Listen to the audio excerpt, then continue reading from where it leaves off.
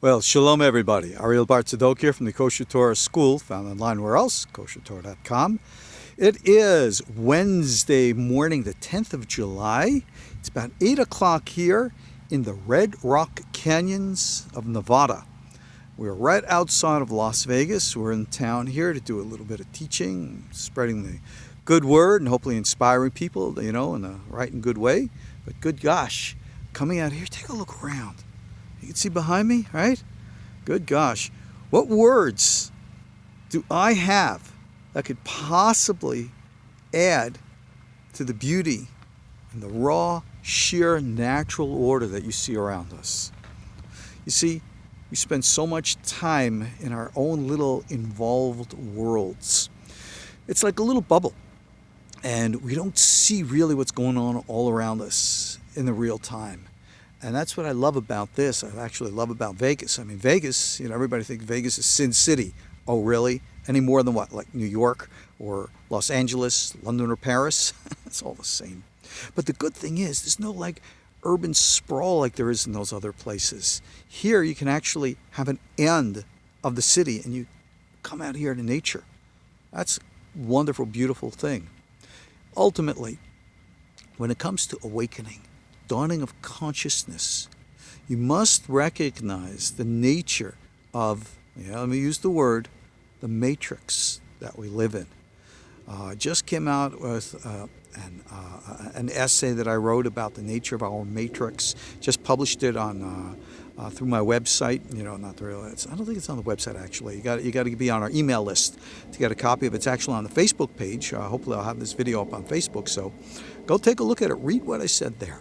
The courses that I have to offer, the things that we have to teach, they're all about awakening, realization. It's nice that people talk about and write books about and teach about all this stuff, but they do so academically, meaning they tell you how it's like without you experiencing it for yourselves. I don't know, is that really that much good? Yeah, I guess that's a good start, but ultimately, everything is about experience. You see, in our Torah tradition, now just for a quick note here, you'll see all throughout KosherTorah, I always speak about the difference between the Judaic tradition, which is the Torah path for Jews, and then the Universal Torah, which is that path which is nature itself. When we use the Hebrew term Halakha, most in religion interpret that as like religion or law. But the word halakha from the root of the verb holech means actually to go. It's the natural way to go. And that's what we seek to do. To have a natural way to go. That's Universal Torah. And you come out here, the quiet, solitude. Even with all the noise of this and that, something, the noise of this and that is still distant. And it reminds you that that little bubble that we live in is actually the distant reality. And that this is the truth, the silence, the stillness. That's a reality which is within. It's always the way of the biblical prophets to go out into the wilderness, to the deserts, because that's where the silence is.